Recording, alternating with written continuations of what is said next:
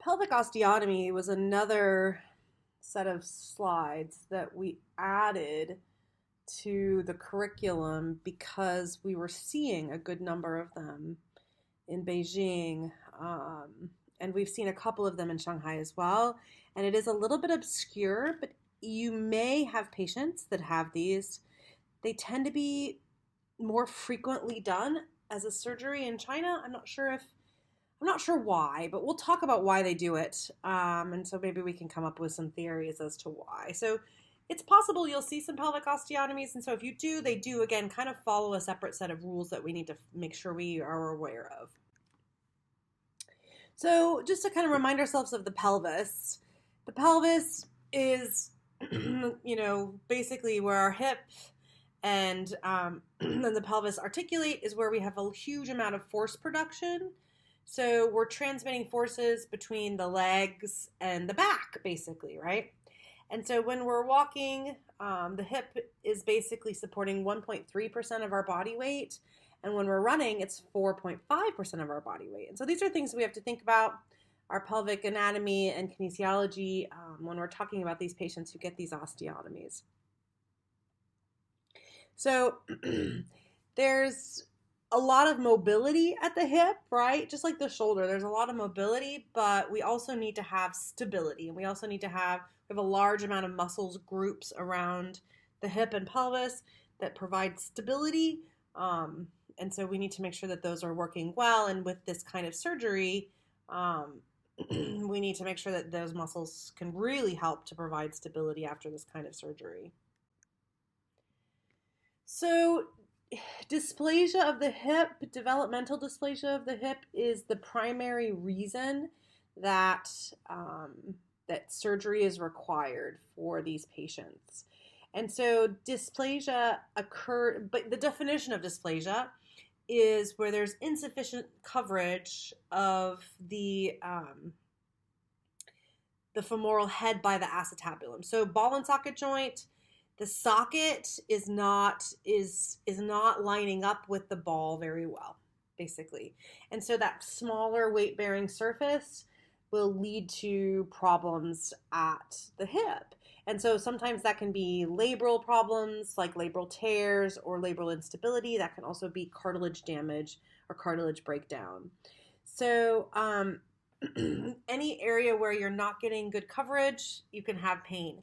And usually the pain is coming from the soft tissue. So muscles are the most common parts that have pain. It could also be connective tissue that's causing pain. So every time they weight bear, every time they are basically moving through the hip area, they could have pain. It is true that the developmental dysplasia is the worst in overweight people. Again, there's just more force that's going through that joint. So what's interesting about dysplasia is that there are certain populations that have it more. So you'll see that there's a very small number of Africans. So African continent, people of African descent are not having dysplasia, but Native Americans. And so think of Native Americans as being a lot of the similar genes as people in China. And there they have a much higher number of live births, much higher percentage of live births are going to have dysplasia. And so, yeah, if you remember, if you guys learned about anthropology, we know that Asians, specifically probably from this part of Asia, traveled over the Bering Strait, ended up in the U.S. or in North America, and so, again, I think there's a lot of shared genes between Native Americans and Chinese people. You guys have more dysplasia. So a lot of people, they've noticed that when they were young, did not have issues. As they get older, especially, we'll talk about the timing for the surgery, especially as they're going through puberty, women are much more likely to start showing symptoms. And there is a study that we'll reference at the end. You can see the references that looked at different female populations in China and the U.S. And what they found is that women from the US are getting more impingement syndromes, so like FAI, femoral acetabular impingement, and women from China have more dysplasia symptoms. So again, you guys are much more likely to need this surgery. So what the surgeons are going to look for when they're trying to decide if dysplasia is a problem is they're looking for, we're observing, so this might be something you observe, is a significantly positive Trendelenburg, so that increased Q angle and the drop of the pelvis during weight bearing. There could also be what looks like a leg length discrepancy, so one leg longer than the other, and then decreased hip range of motion. So that's all things that we can kind of test in our clinic area. And then what we're looking at is they're going to then do x-rays, maybe some sort of MRI as well, and they're going to start to see these different problems. And one of the ones that you might hear referenced is what's called the center edge angle of Weiberg. And that's kind of what this is showing in this picture. So it's the angle you see if you go basically from the center of the femoral head straight up, and then, so that's C to V, and then C to E is the center of the femoral head to the edge of the acetabulum. So that angle, for a normal angle, should be greater than 25 degrees. So there should be a pretty big space. There should be a pretty wide space through the pelvis to that edge of the acetabulum. And if it's too small, so if it's less than 25 degrees, then we're not getting that coverage that you need for the femoral head by the acetabulum, if that space is too small. This is something that is definitely assessed in infants. They will do testing in the US, like right when they come out, they'll check their hip angles, make sure their hips are stable. And as they get a little bit older, they could also be looking at what they look like with something called the Ortolani test, or they could just do an ultrasound, again, to see about how stable their hips are. So for non-operative management, it's going to look a lot like femoral acetabular impingement. And if you've done any of our other teaching stuff, we talk about FAI as that non-arthritic hip pain, but could ultimately lead to arthritis. And so it's basically working a lot on hip movement patterns and hip stability. So you're doing that movement analysis. You're saying, okay, I'm seeing an increased Q angle. I'm seeing an increased possibility of some sort of impingement with these movements. So we're going to try to change that movement pattern. And usually a big part of that change is going to be lateral hip strengthening, lateral hip stability, weight-bearing activities. And then you can also be doing some manual therapy. So just like with arthritic hip problems, impingement, if you can do some distraction and mobilization into the movements where they're limited, then you're more likely to have decreased pain. Surgery is going to definitely occur if there's significant amounts of arthritis, and then the imaging is showing that the problem is at the pelvis, right? So if there's arthritis and it's the hip, then they're going to probably do a hip replacement. But if there's arthritis and you're seeing this issue with a pelvis, then they're more likely to do an osteotomy. Also, that's true, but then there needs to be the pain relationship. So it's not just the imaging. If they're not having pain, then we're not going to do surgery. But if they're demonstrating pain, you're going to see a significant antalgic gait. And trust me, when you see this antalgic gait, you're going to say, whoa, that's incredibly antalgic. Like there's definitely a limp, and it's usually because of pain, and you're not able to sort of fix it with conservative treatment. So again, if it's more of a hip problem, then they're going to do a hip replacement. But if it's related to the pelvis, then they're going to do some sort of osteotomy.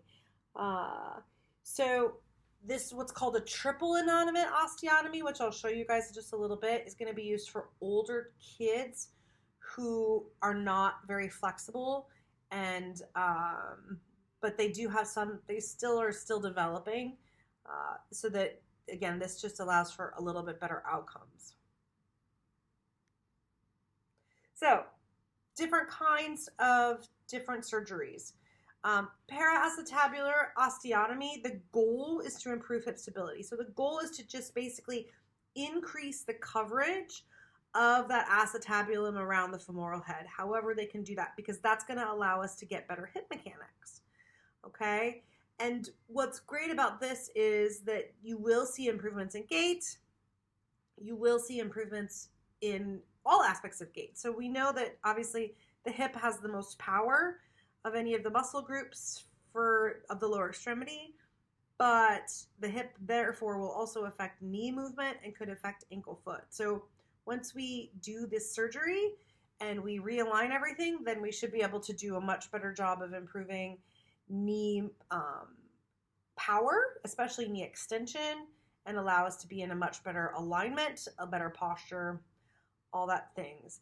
However, we have to recognize that the patient population that needs this surgery are usually people who have had issues with gait and issues with mobility for a long period of time. This is not something where they're like, oh, your hip started hurting a month ago, we're going to do an osteotomy. No, these are people that this is a very invasive surgery, so these are people that have had problems for a long time. And so, unfortunately, it takes us a long time to do rehab with this group. So we'll talk about sort of some of the precautions as we move along here, but also helping the patient understand, look, this problem has probably been going on for years, and so getting you back to walking relatively normally is going to take, again, more than a year usually. So, as I said earlier, there's some different ways to correct. We're going to talk about the pelvic osteotomy and the femoral osteotomy, and there's different kinds of pelvic osteotomies. But again, the primary goal of all of it is to line everything up so that you have good coverage of that femoral head. So the pelvic osteotomy, what we say is reconstructive. This one, we want to allow for good loading and delaying more degeneration, more problems with the cartilage. So it's basically just reshaping the pelvis, and it doesn't usually require a huge amount of cutting. There's a couple of different kinds. There's reshaping is the first group I'm going to talk about, which is there's two different kind of main ones, and it basically just changes the size and shape of the acetabulum. So again, trying to make the shape making it a little bit bigger. And then there's also redirectional, which literally changes the orientation of a part of the pelvis. So it cuts the pelvis and moves the pelvis. And then there's a bunch of different kinds of that one. So for the Pemberton and the Dega, you'll see here what they're doing is they're cutting. With the Pemberton, they're literally cutting out a piece of the pelvis. They're just cutting it out, and then they're reshaping, and they're using hardware or something to line it up without that wedge. And then with the Dega, they're actually putting a wedge. So they're cutting it and then opening it up. They're kind of pulling down and putting something in there like a spacer to, again, reposition the acetabulum. So these are the single, double, and triple innominate surgeries. So this is where, again, they're cutting either, in the case of the one on the left, they're cutting two things and repositioning. The one on the middle, they're also cutting two areas, but this one's more close to the pubic symphysis. And then the one on the right, they're cutting essentially three areas and repositioning them. And then probably what's the most aggressive, so most complicated, is what's called the Ganz-Pau. And this is where they're, again, moving multiple pieces and taking out pieces. So you'll see that they literally are transferring a part of the pelvis. So they're cutting all the way around the acetabulum and they're totally repositioning it. And this is for people who have had a lot of other issues as an adult, and like nothing else is working. So The other option is what's called a salvage osteotomy. And so this one is basically only used for short term. So, and short term meaning like 5 to 10 years. So these are not done on young people where they want this surgery to last, their whole life. This is done for older people where they're probably going to need a total hip at some point, but they don't want to do that yet. And so they're really just looking for stability. And this type of situation, you'll see some pictures of it. It's like they move the bone around in such a way that it's like, that this probably is not going to be a long-term fix. So they're saying it's not bad enough for a hip replacement yet, but it's bad enough that they need some sort of surgery that will keep them moving, again, for 5 to 10 years. So the salvage procedures, you'll see here, they literally just sort of shift the bone. So they've cut through the pelvis and they've shifted the pelvis. And so picture that x-ray. I find that x-ray fascinating on the right. So you'll see that the acetabulum was almost just this flat surface. And so they shifted the proximal part of the pelvis and like shifted it to the side. So it's literally sticking out like that to kind of keep the superior part of the femoral head from moving, from like popping out. So again, this is not something that they're doing long term. These patients will probably need a replacement in the next 5 to 10 years. They also could change the femur. So again, if there's leg length discrepancies and they need to go in and maybe resurface the acetabulum, but they don't need to do a huge osteotomy, they may do an osteotomy of the femur. So they may actually change the alignment of the femur. This is usually happening when there's a significant amount of valgus and they need to bring them into more varus, or there's some sort of rotational problem. So they need to derotate is what it's called. So this is what they do where they're having a varus. They want to put them into more varus, so they're gonna, or they want to take them out of varus, either one. So they're gonna, in this case, they take a wedge out and then they reposition it. So the femur, the shaft of the femur is a little bit different. And then the one on the right, they're actually like doing a rotation. So they're like literally changing the position of the head of the femur. For leg length corrections, there are different options. They may have to take out a piece from one side, or they may try to help grow bone on one side. So the picture on the left is showing them like using a spacer, where you'll see they cut and then they put a spacer there and they're hoping that bone will grow. They probably will use like a bone graft or something to try to make the bone longer. And then the one on the right kind of shows you how they're taking out a wedge. They're also probably doing rotation. So they're doing multiple things to help with that leg length discrepancy. So again, lots of options here, different kind of surgeries. Obviously, you need to know if the pelvis had surgery and the femur had surgery, or if just one or the other had surgery. That's kind of the most important thing to keep in mind. And doctors are pretty good about giving you that information and then giving you the restrictions related to it. So short-term complications, you could get lateral femoral cutaneous nerve paresthesia because of how they have to go in for the surgery, and that nerve is right there, but it's usually not temporary. I mean, it is usually temporary. So like it's usually will get better. And then femoral nerve palsy, again, because they usually kind of go anterior lateral, so the femoral nerve is there. So again, just kind of keeping track of that, it should get better.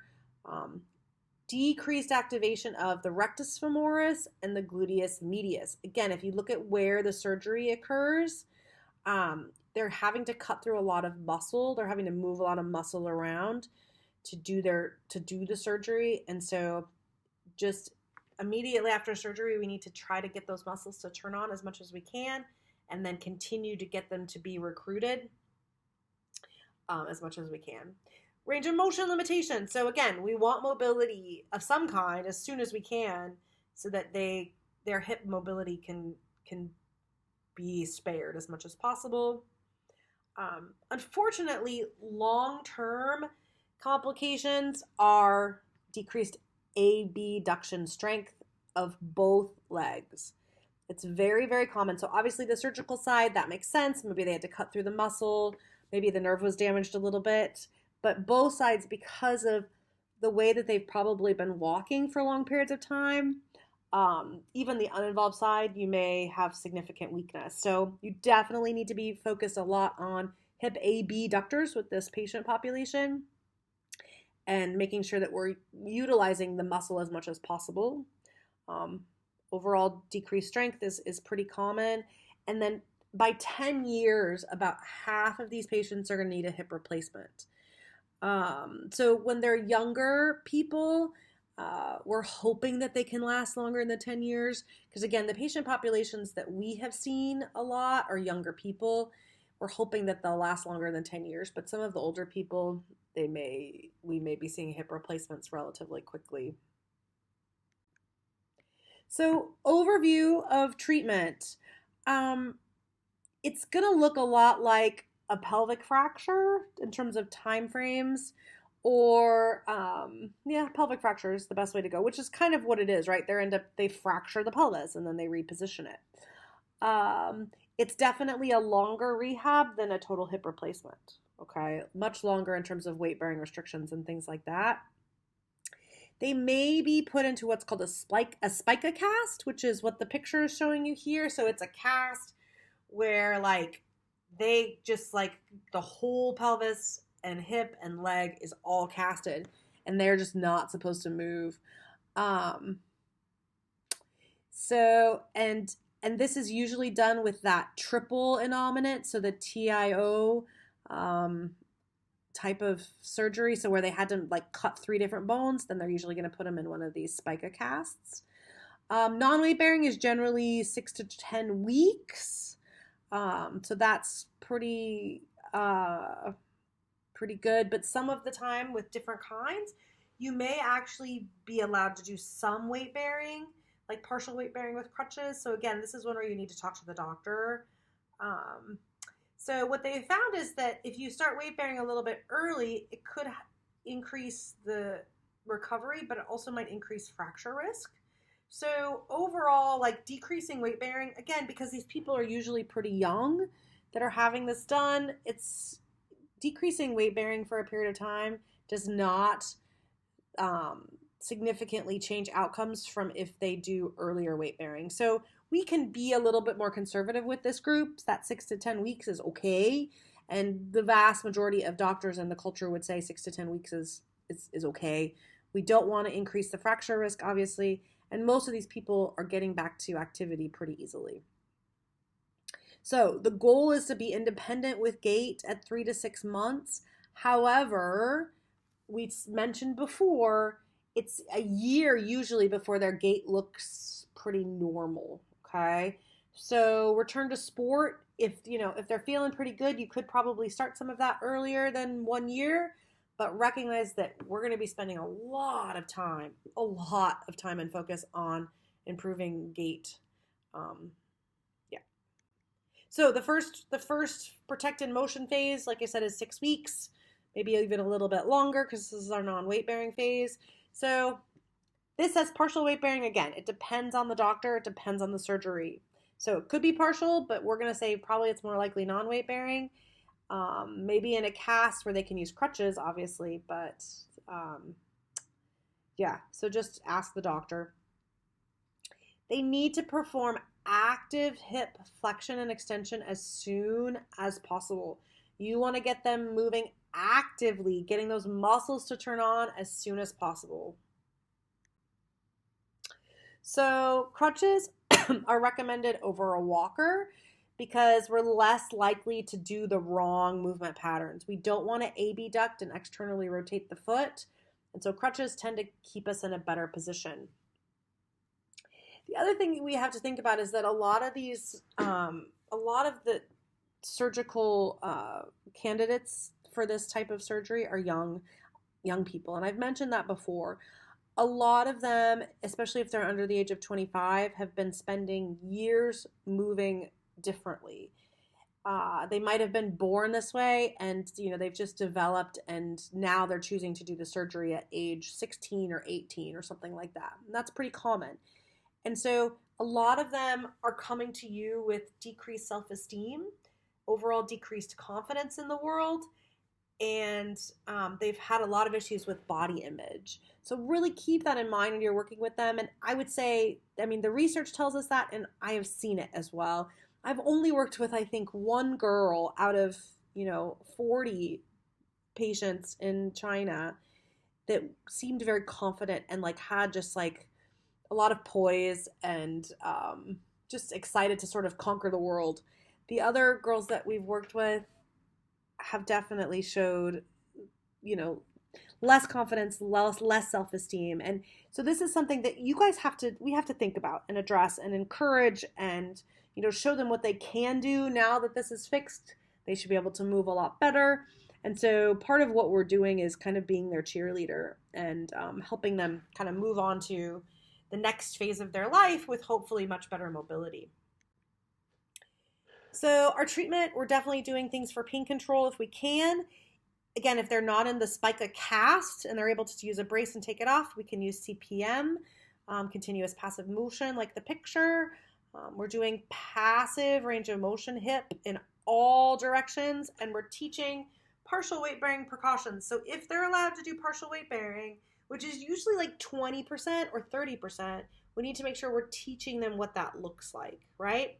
It's also really important that if they are allowed to do some sort of weight bearing, that they have flat foot. Even if they're not allowed to do any weight bearing, they can still have a flat foot while they're standing. So even if they're at zero weight bearing, we don't want them lifting up their leg. We don't want them hiking their hip. Any of those things are unfortunately going to cause a lot of discomfort in the back, in the hips, maybe even in the knees. So when you're starting to do weight bearing, even if they're considered non-weight bearing, try to figure out a way to allow the foot to be flat on the ground. Okay? And this says 5 to 10 kilograms of weight. That's a good place to start if they're allowed to have any weight, starting at 5 to 10 kilograms. And you can have them stand on scales or do something like that so they can kind of feel what that feels like. So treatment, we're definitely going stationary bike. We want them to do less than 90 degrees of hip flexion. So they're staying, maybe between 30 and 80 degrees of hip flexion. We don't want them getting to 90 degrees during this first phase. They're doing lots of isometrics. Turning on all those muscles without movement is great. Hip flexion and extension, active range of motion as much as they can, as much as they're allowed. And then laying on their stomach. So we want to make sure the hip flexors are not shortened.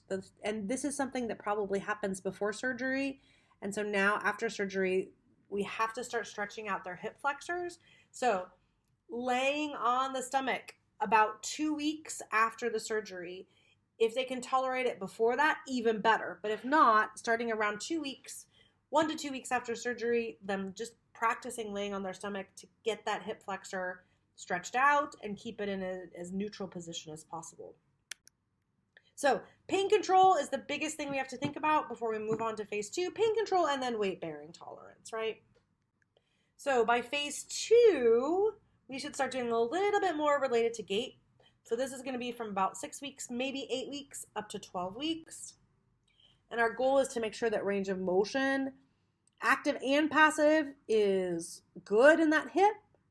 We're spending a lot of time focusing on muscular re-education. So again, turning on those muscles.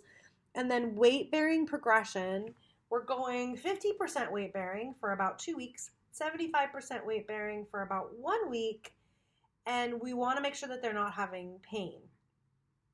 So that 75% weight-bearing period, we're staying there until they can show us that their pain is significantly decreased and they can show us pretty good gait. So the crutches are their friends. I would say with older people, if we can wean them off of crutches or a walker, we get excited about that. But for this younger population, use the crutches while we're trying to teach them how to walk correctly, because it will help them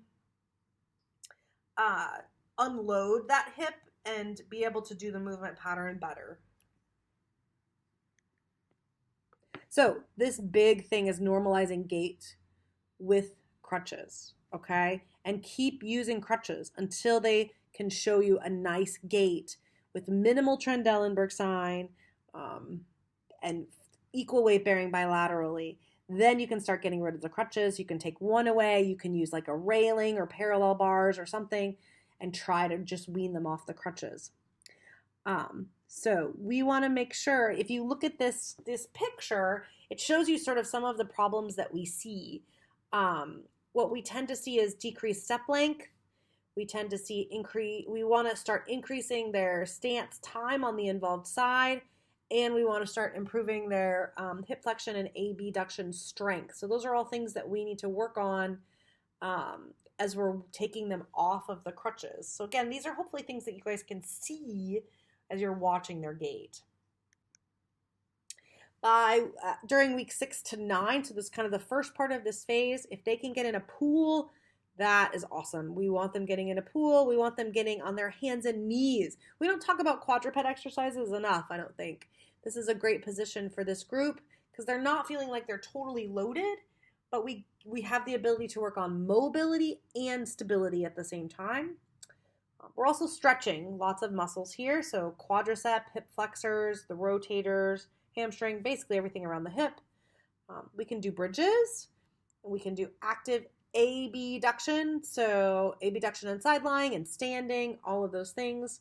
And then hip flexion up to about 45 degrees actively, like in standing, that's fine. Calf raises, squats, all that stuff.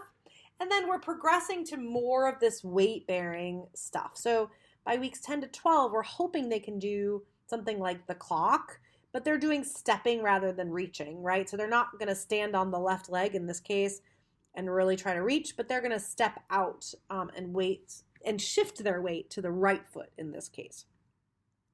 You're also working a lot with the core and the hips, so things like side planks and planks. Bird dog is great for core and hips. And then step up, step downs, all that stair stuff. So gait. We're hoping by 3 months after the surgery that their walking looks nice. They also should be able to say that they can do all their ADLs, so using the bathroom, like a regular toilet, sit-down toilet, that kind of stuff, they should be able to do just fine.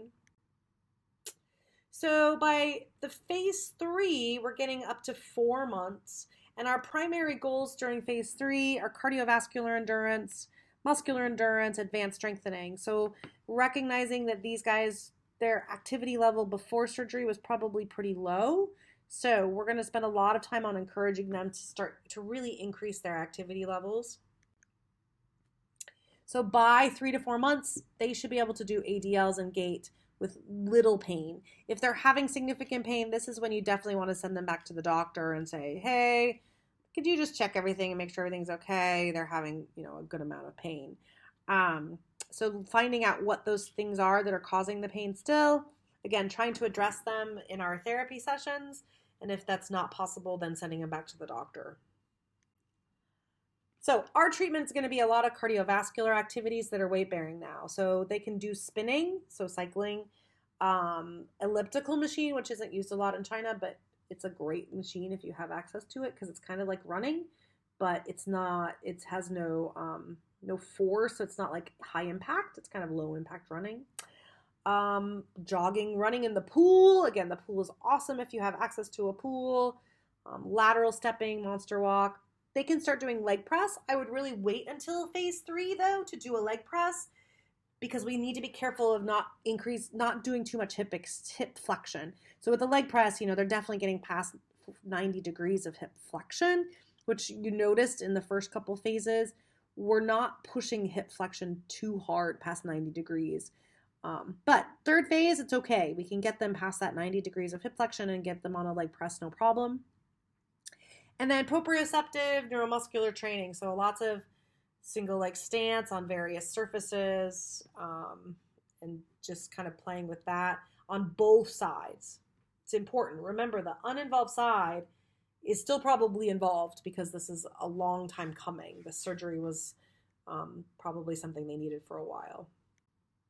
So for sport-specific training, returning to sport, hopefully by 4 months. It could be closer to 6 months. And you should be able to see as they go back to sport and you're doing sport specific stuff that they can run, they can do forward jogging, and they can do some double leg hopping, single leg hopping as well. So double leg jumping, single leg hopping. And usually, like I said, competitive sport is going to be anywhere from 16 weeks to 32 weeks before they stop it. Most osteotomy surgeons and protocols will say 6 months. So telling your patient that from the beginning, again, a lot of them weren't incredibly active before the surgery, but some of them probably were, and they want to know, when can I get back to my sport? So I usually will say 6 months. Like, it's going to be a 6-month process. So this last return to sport time period is definitely takes a couple of months. So osteotomies, you will see them and follow what the doctor says, and then really focus on strengthening and endurance to get them back to normal life.